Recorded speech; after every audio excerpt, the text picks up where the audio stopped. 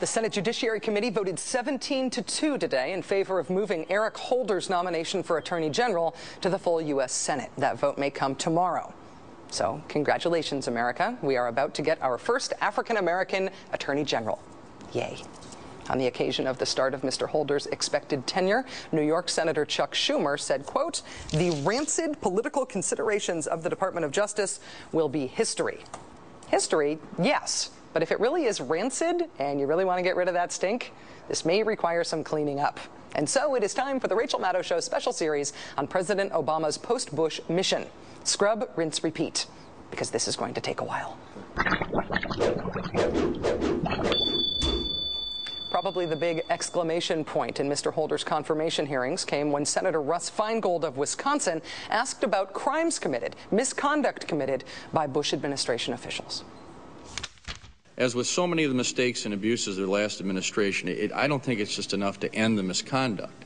What will you do to make sure that justice is truly served and that those who engaged in wrongdoing don't, in effect, have the last laugh? Well, one of the things I'm going to have to do, I think, as Attorney General in short order is to make basically do a damage assessment and understand in a way that I do not now how has the institution been harmed by the activities that were uncovered by these Inspector General reports.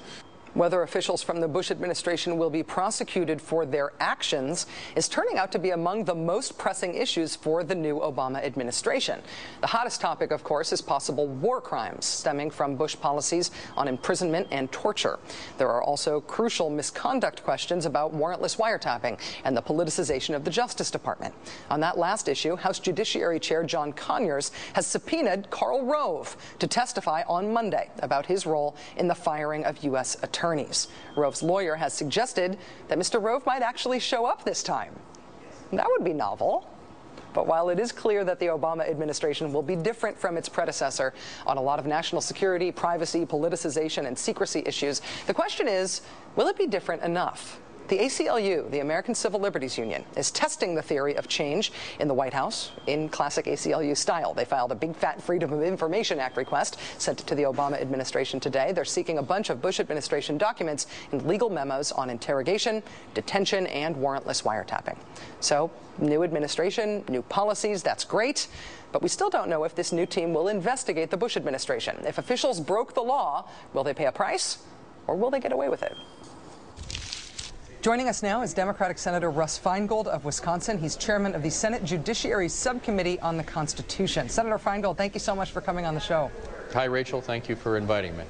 There was a report in the Washington Times today, an interview with Senator Kit Bond of Missouri, who's not on the Judiciary Committee, but he said that he plans to vote for Mr. Holder's confirmation in the full Senate because Eric Holder assured him privately that as Attorney General, he would not pursue possible prosecutions of any Bush officials, specifically on the issue of interrogations and torture. If that's true, if he did tell that to Senator Bond, would you see that as being at odds with what he said in his confirmation hearing?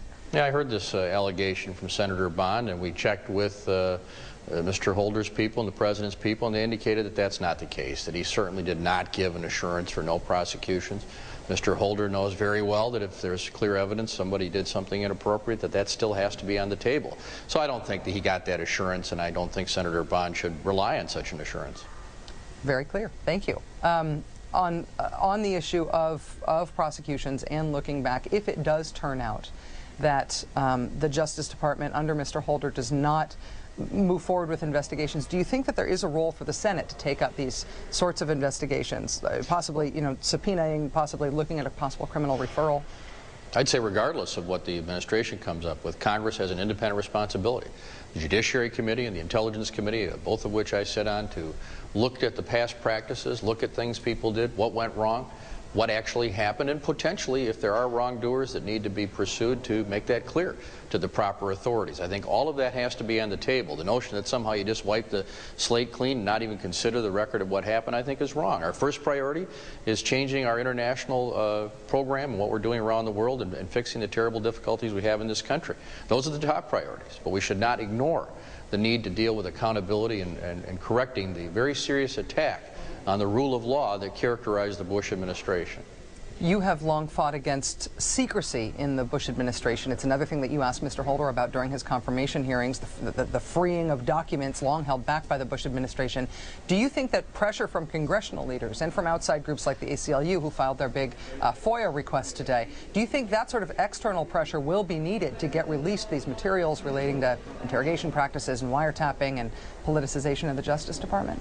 Well, I think external actors, the ACLU, others, people in Congress should keep the heat on. But one of the reasons I felt really good about voting for Eric Holder is that I think he has a great attitude about keeping things open. I asked him some very specific questions when we met in my office and before the committee about whether he'd reveal information, critical information about FBI guidelines or whatever the issue might be. And every answer I got suggested he's a person who understands that the material should be released unless there's an incredibly important reason not to inform the Congress and the public. So I have a good feeling about that, but I think keeping the heat on is always a good idea.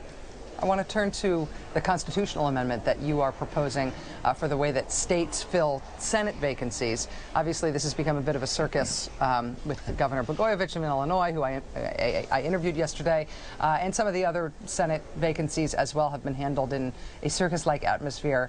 Could you explain what exactly you're proposing in this constitutional amendment? Yeah, you get a circus-like atmosphere many times when you, instead of having the people decide, you have one person, a governor, make a decision that the people of an entire state should make. Now, of course, we as a nation came to this conclusion with regard to House races at the origin of our nation. We have only special elections for House races under the Constitution. Came to the same conclusion in 1913 about Senate races under the leadership of people like Bob La Follette of Wisconsin, who said, let's have direct election of senators instead of the monkey business that was going on in state legislatures. So we passed the 17th Amendment, which required special elections except for in cases of a vacancy like this. And that, to me, is just a loophole. And now we're seeing the problem with the loophole. There are states in which the governor doesn't appoint somebody to the vacancy. Why do this with a constitutional amendment instead of pushing other states to follow Wisconsin's lead here? Well, I don't think there should be any exceptions to this. To me, this has to do with voting rights. To me, this has to do with the fundamental law of the land, that everybody should have a right to have their vote counted when it comes to something as sacred as whether or not you get to decide who's going to be your United States senator. So we don't just push the states when it comes to voting rights. We don't just push the states when it comes to civil rights. We say, look, this is the way it has to be in a country that's based on democracy. It is not a states' rights issue when it comes to the question of whether one person in a state can override the will of all of the people of a state. It's a voting rights issue to me. Senator Russ Feingold of Wisconsin, chairman of the Subcommittee on the Constitution on the Senate Judiciary Committee. Thank you so much for coming on the show today, sir. Nice to see you.